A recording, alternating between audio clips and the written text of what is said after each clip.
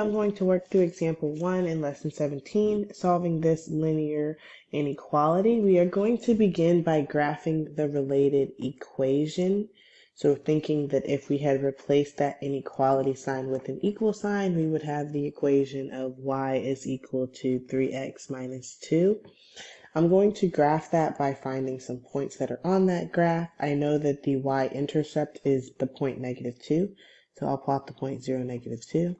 I also know that the slope is 3, which is 3 over 1, so I'm going to get another point on this graph by going up 3 and over 1, giving me a point right here. Now when I go to connect the points on this graph, in fact, I'll make a couple more points that are on this graph using the slope, that is still 3 over 1. When we come in to connect the points that are on this graph, we need to use the fact that this inequality is not underlined. And so when we sketch this line, we are going to sketch it using a dashed line. What that means is that the line itself is not a part of the solution, because the line itself is when y is equal to 3x minus 2, and we are looking for when y is strictly less than 3x minus 2. So there's two ways that we could approach this right now. One way that we can approach this is because that says y is less than, that would tell us that we need to shade under that line. So every point that is a point that falls to the right or on the bottom of that line would be a solution. Another way that we can see that is, let's say that I choose a point that is to the right of that line or on the bottom of that line. So let's just say, for instance, that I choose the test point of 3, 0. So if I had taken this point of x equals 3 and y equals 0 and plug that into this inequality, let's see whether or not it would have been true. So I'm going to replace y with 0, and I'm going to replace x with 3, and that simplifies down to the inequality that 0 is less than 7, which is true. Because that is true at this test point, we would shade everything on that side with that same test point. To show you in comparison, let's say you would have chosen a test point, say over here. Say, for example, you would have chosen the test point -4, 0. And I'm just intentionally choosing test points that have 0 as a coordinate because they're going to be easy to test. Another really easy one would have tested. In fact, let's test this one. 0, 0. We can see that that falls above the line on the left side of the line. Let's see that if I were to test 0, 0 into this inequality, I'm going to replace y with 0 and I'm going to replace x with 0. And I get 0 is less than -2, which is not true. So because that is not true, that means that we will not shade on this side of the line. So in other words, what we have seen is that every point that falls into the shaded region, if we were to take that point and plug it into our inequality would be true. So the answer to this inequality is the graph, because the graph shows us that there are infinitely many points that satisfy the inequality, all of the points that fall into this shaded region there in pink. Start example 2 the same way by first graphing the equation that is related to the inequality. So all I do first is I change the inequality sign to an equal sign.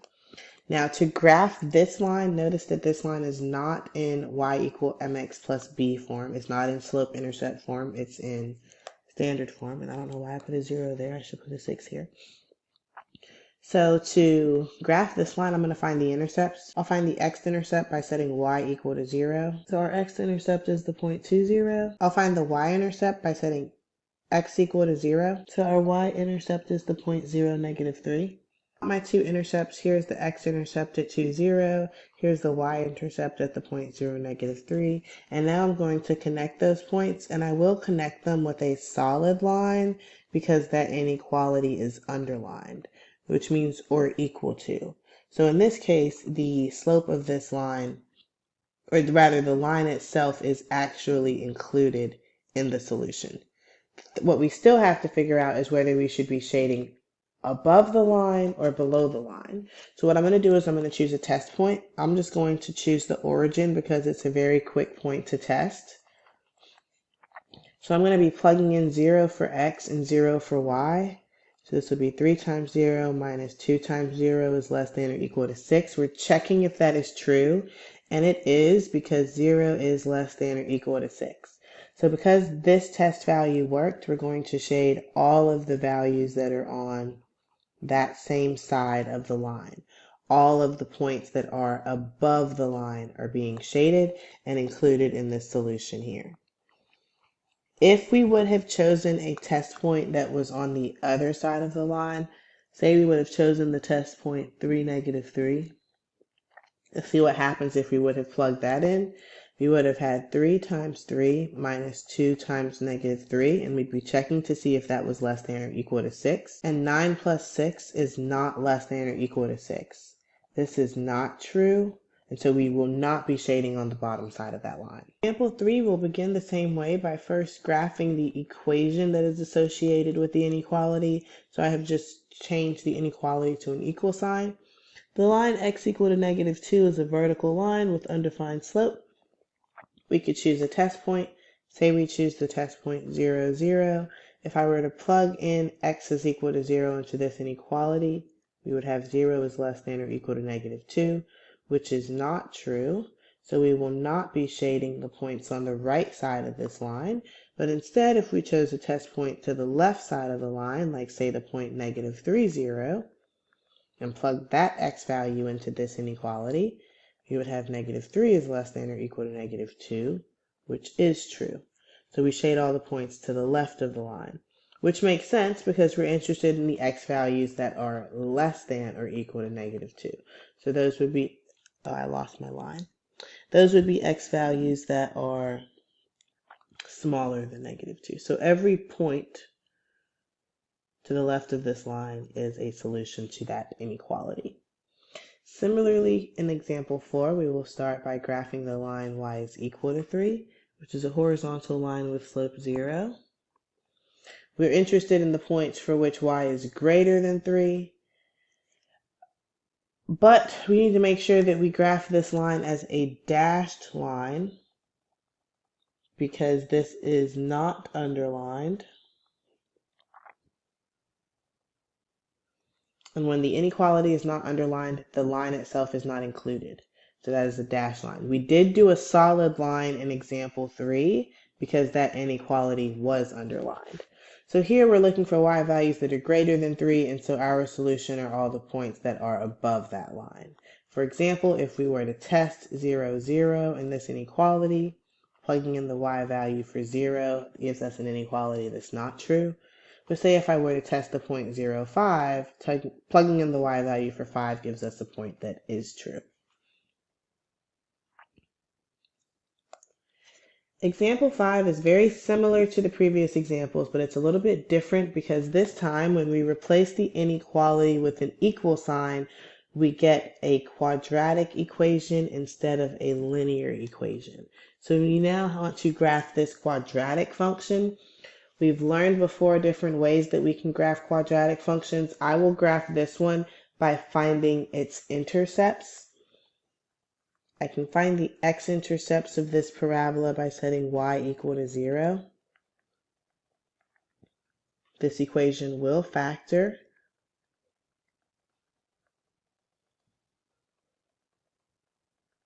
When we set both of our factors equal to 0, we get a +4 and a -1. So that gives us the two locations of our x-intercepts. Here is -1, 0, and here is a +4, 0. The last thing I will find to help me graph this parabola is its y-intercept. I will simply just plug in 0 for x. And we get out -4. So our y-intercept is right here on the y-axis at the point 0, -4. And we do know that this parabola opens up because a is a -1. Or excuse me, because a is a +1. A is a +1. So the graph of this parabola looks something like this.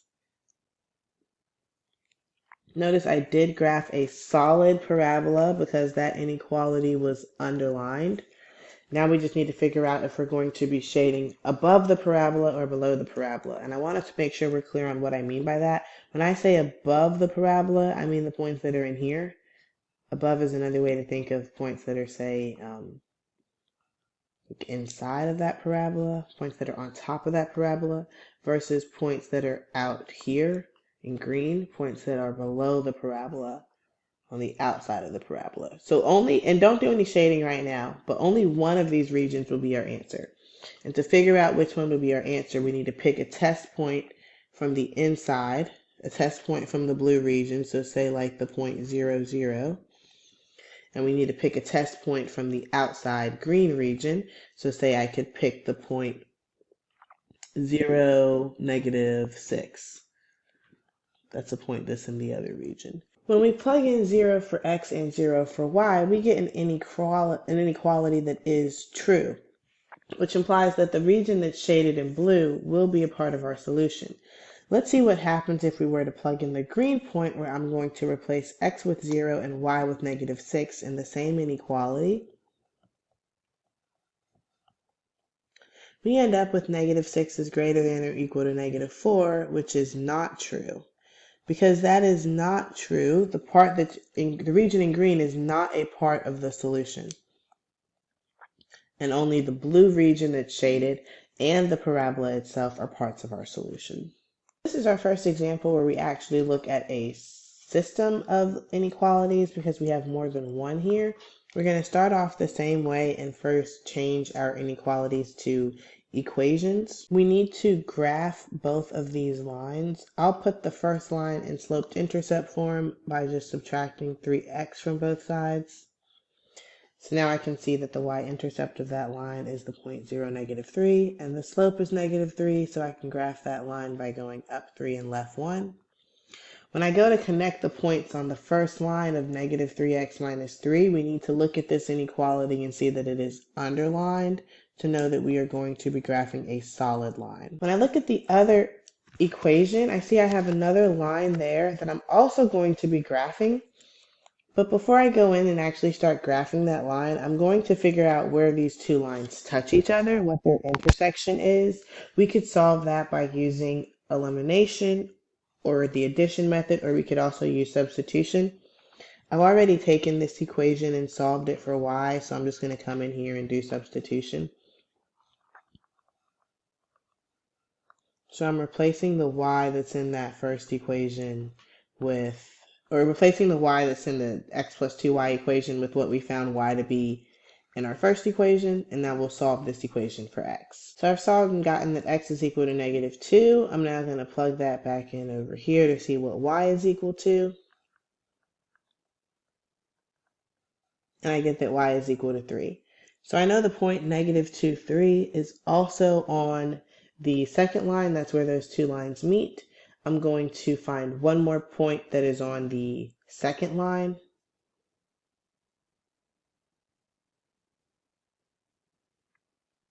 And to do that, I'm just going to find the x-intercept of that second line. So I'll just set y equal to 0. And I get that x is equal to 4. So I know that the x-intercept of the second line is the point 4, 0, which is right there. So I need to connect these 2 points to see the second line, and when I connect them, I'm going to be connecting them to see a dashed line, because that inequality was not underlined. Both of the lines graphed with the point of intersection graphed, and I will make sure and label that on here. The point of intersection is where the two lines meet in our system, and for our case, our point of intersection was the point -2, 3. Generally speaking, we'll find that point using substitution or the elimination or addition method. At this point, we have our lines graphed. We just need to now shade which region is the solution region. And to do that, we first need to recognize what the different regions are. There's a region over here on this side. We have a separate region in here.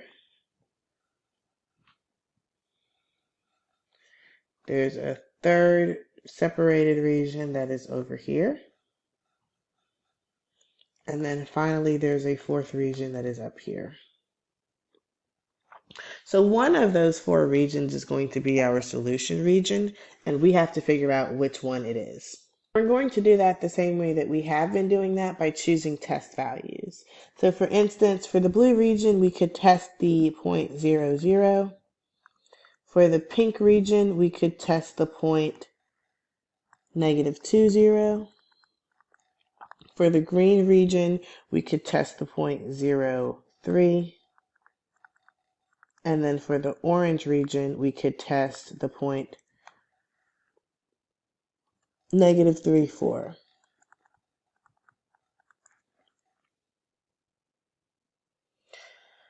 So for all of these points, we need to plug them into both of these inequalities. If both of the inequalities come out true, then the point would work for that region. And if either one of them or both of them does not come out true, then we will not be including that region in our solution.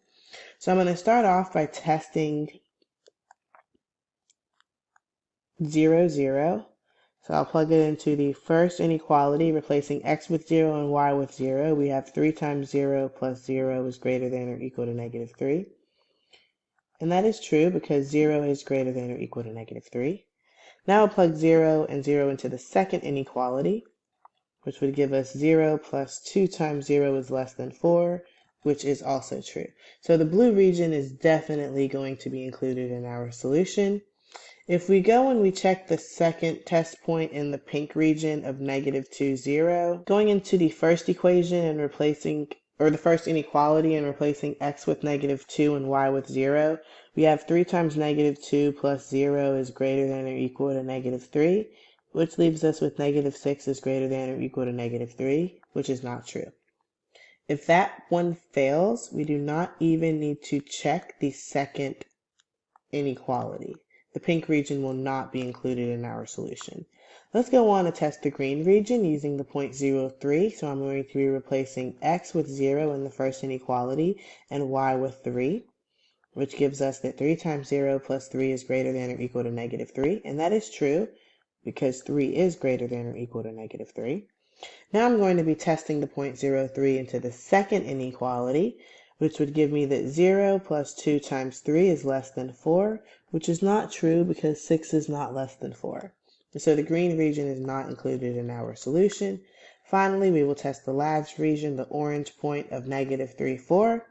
I will be replacing x with -3 in the first inequality and y with 4 to see if this inequality of -9 plus 4 is greater than -3 is true, and it is not, because -5 is not greater than or equal to -3, and so the orange region is not a part of our solution, leaving only the blue shaded region there.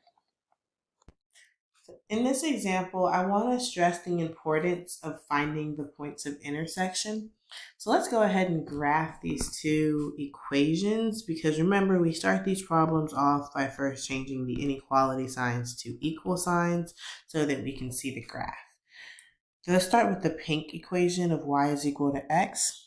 That's a line with slope 1 that goes through the origin. Its graph looks like this. I'll move on to the second equation. That's a parabola. Looking at its transformations, I can see that it has gone up 4 and it was reflected over the x-axis. So it's an upside down parabola with a vertex at 0, 4. I can see that its x-intercepts are at 2, 0 and -2, 0. And so this parabola looks like this.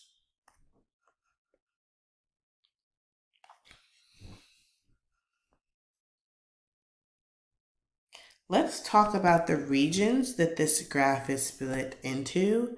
It's split into a region that is entirely above the parabola and the line. So this region here is completely on top of the parabola and completely on top of the line. It also has a region on the inside that is under the parabola but on top of the line. And then there is a region here that is under the parabola, or under the line and inside of the parabola.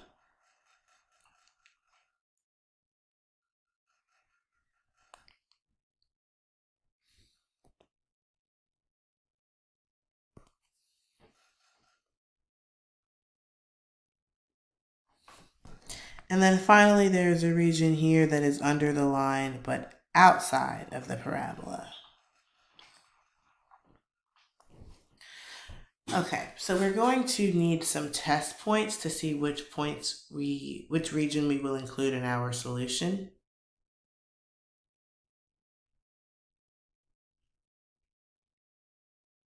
But before we can pick our test points, we really need to know what these points of intersection are right here, because these are the points that split the different regions from each other. And I will ask you throughout this course to include those points of intersection.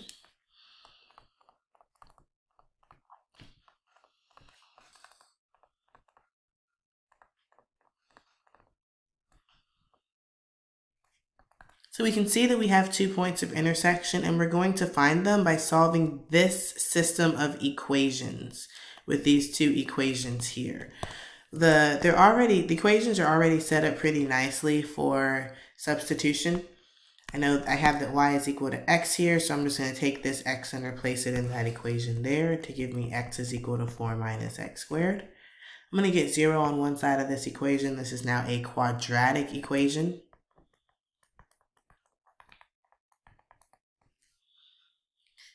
This quadratic equation cannot be solved by factoring, and so I'm going to use the quadratic formula to solve this equation. So now that I've used the quadratic formula, I can put these 2 expressions into my calculator and approximate my 2 x values for the points of intersection as negative 2.562 and positive 1.562. So now I know on the graph that this is the point, positive 1.562. And keep in mind, we know the y coordinate has to be the same thing because these points are on the line y is equal to x. And so here, the point is negative 2.562, negative 2.562. And so now that we know what those points of intersection are, we are ready to start finding some test values and shading. I do want to mention one thing though. It's another approach to finding test values and shading, and I mentioned this in an earlier example, is we can look at these inequalities once they are solved for y. So both of our inequalities are solved for y. Y greater than x, because this says y is greater than x, I want to be above the line y is equal to x, because y has to be greater than x. So certainly none of the regions that are shaded that are below that pink line are going to be included. So I've erased all of the shaded regions that were under that line. The first inequality says y is less than or equal to the parabola, so less than 4 minus x squared. So it should be below the parabola. And the parabola is the y is equal to 4 minus x squared. So below the parabola would not be the orange part, that would only be the pink part. And so only this pink region in here will be a part of our solution. And we can check that. We can say test this test value right here that's at 0, 2. In the first inequality, I'll plug in 2 for y and 0 for x. That comes out to be true, plugging into that first inequality. And now in the second inequality, I'll plug in 2 for y and 0 for x, and that also turns out to be true. So our only solution interval or solution region is this middle shaded part in pink here.